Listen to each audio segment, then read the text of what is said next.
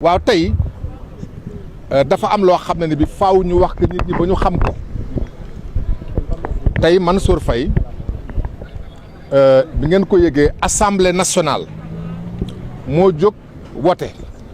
ne dañu bëgg ñu atte ko xam ngeen loolu li gën a doy waar la ndax fii Sénégal li ci ëpp bokk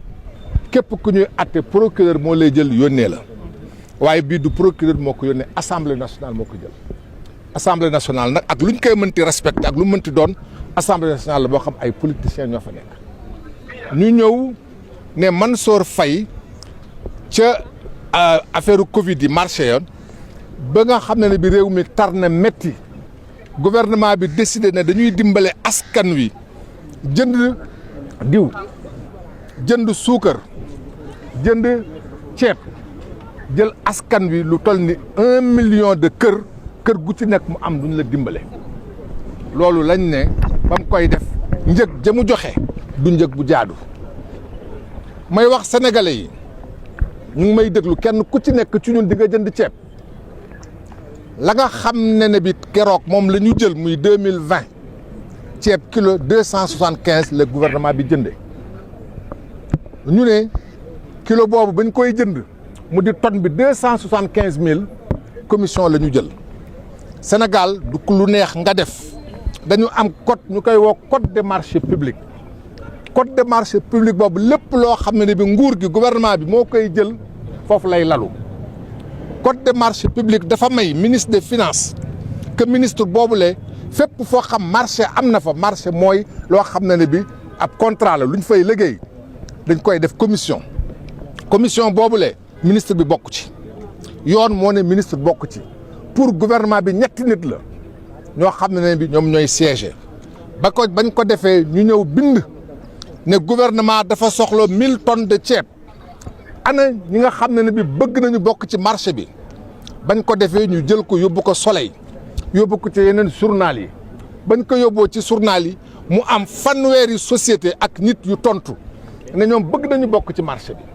kenn ku ci nekk jël sa dossier nga déposé ko. ba ñu déposé seen dossier commission bi xayma ko jàngat ko mu ne li ma gis am na ñeent ci société yooyu la ñoom ñooy li ñuy tubaab di wax moins 10 ans ñoom la seen li ñu seen njëg gën a baax ci njëg yi mu njëg boobu mooy kilo ceeb bi 275 la ñu jënd. commission boobu Mansour Faye bokk ci ba muy liggéey fekkeewu ko ba ñuy xalaat fekkeewu ko. ba ñiy soumissionné di def ñiy bëgg jaay bokk bu ñuy def fekkewu ko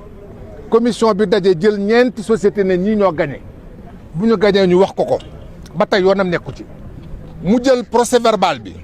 jël ko yónnee ko ministre des finances ne ministre des finances ñii ñoo gagné ñoo daje bés sàngam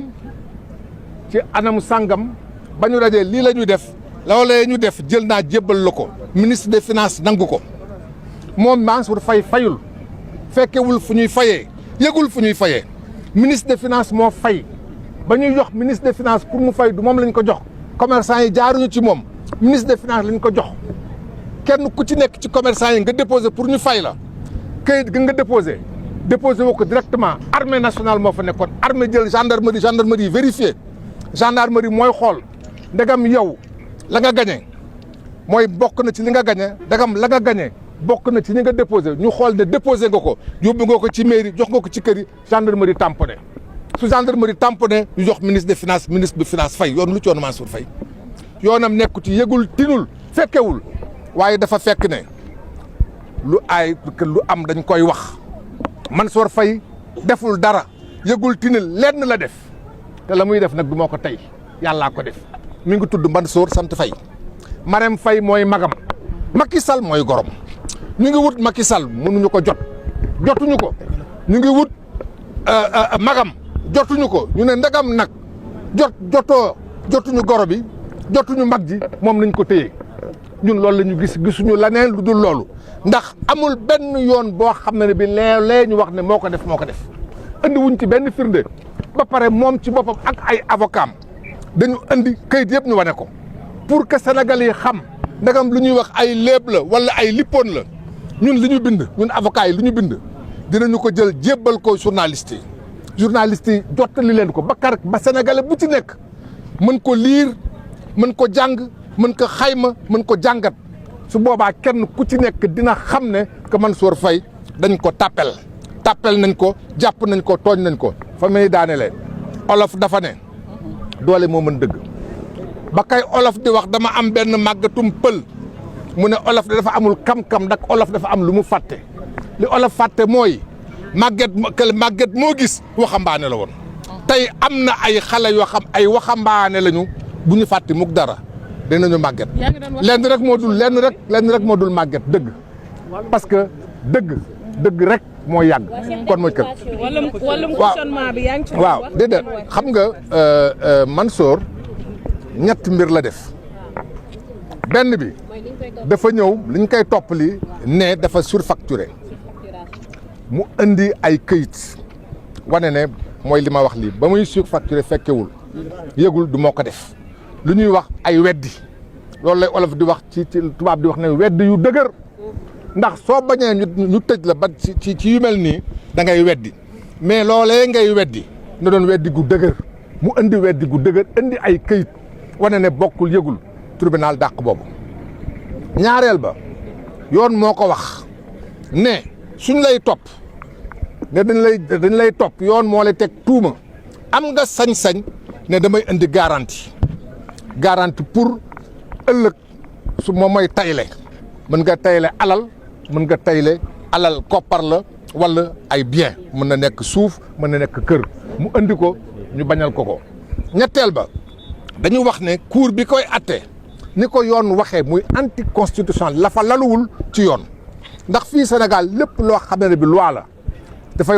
war a lalu ci charte réew mi ñu ne charte bi nga xam mooy charte bi gën a kawe bi nga xam lépp ci la lalu muy constitution loi bi bokk ci moom tam ñu dàqal ñu ko waaye nag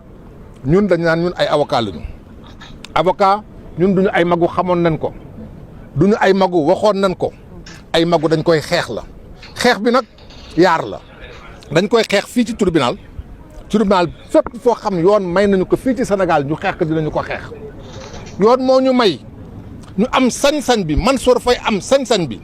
su d'accordul mu dem ca cour de justice bu Abuja pour que cour de justice Abuja wax na lii baaxul cour de justice de Abuja gis ngeen ko yàgg na jël ay décision contre état du Sénégal en tout cas dëgg lañ fi nekk suñ ci paree am na loo xam ne bi yoon moo ñu ko may mu di juridiction Nations Unies du ñu bàyyi dara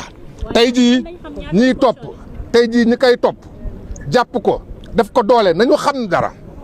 que ay avocat Mansour Faye ñoom lu mu leen jaral ñun def ñu ko jaral waaye ñun nag lim ñu ko jaral ci yoon la du ñu def dara dul ci yoon fépp foo xam ne fi dinañu ko xeex lépp loo xam dinañu ko xeex dina ci ànd ak fulla dina ci ànd ak xarañ dina ci ànd ak fit ak jom dinañu ko def. lan moo tax sàkku wala ñu placé ko sous contrôle judiciaire parce que mandat de dépôt lépp lu ñu yoon may def nañ ko may nangaluñu dara merci.